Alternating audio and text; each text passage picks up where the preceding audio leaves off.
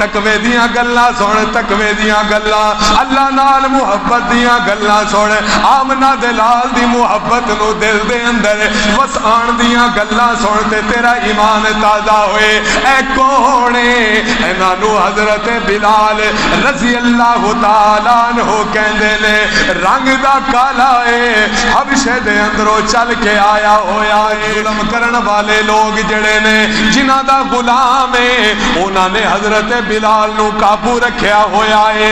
اس دوران حضرت بلال میرے مصطفیٰ دی تعلیم نو سینے لایا ہے، آمنہ دے لال دی دتی تعلیم حضرت بلال دے دل دے اندر گھر کر گئی ہے۔ کافراں نو پتہ لگ جاندا ہے، کافراں نے ظلم کرنا شروع کر دیتا، حضرت بلال مارا کھاندے جا رہے نے لیکن آہد دیاں آوازاں نہیں چھڑ رہے، آوازاں بدستور جاری نے، اسی طرح روٹین چل رہی ہے، روانی دے نال اللہ دا ذکر ہو رہا ہے۔ بندے نو مار پوے، بندے دی مشکل وقت دے اندر او دا نام منہ تے آندا ہے جدے نال بڑا پیار ہوئے تے بلال رنگ دا کالا ہے، ہونٹ موٹے موٹے نے، سین نو سین پڑھن والا ہے، یعنی حالت کوئی نہیں لیکن مقام چیک کر، میرے مصطفیٰ دی تربیت چیک کرنا۔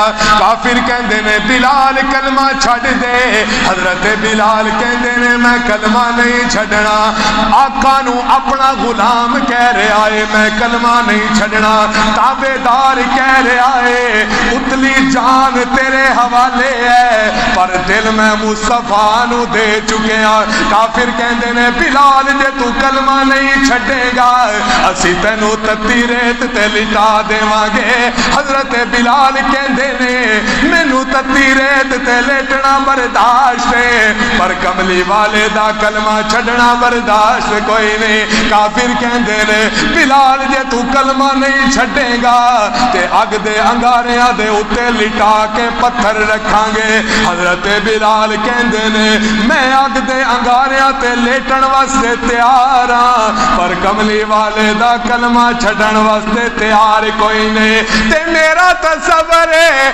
کافر مار مار کے تھک جاندے ہون گے، پوچھ دے ہون گے بلال اسی مار مار کے تھک گئے ہاں پر تو مارا کھا کے نہیں تھکیا، اے سانو راز تے دسنا، اے سانو وجہ تے دسنا۔ تے حضرت بلال نے جھوم کے کیا ہوئے گا کہ اندر بوٹی اے مشک مچایا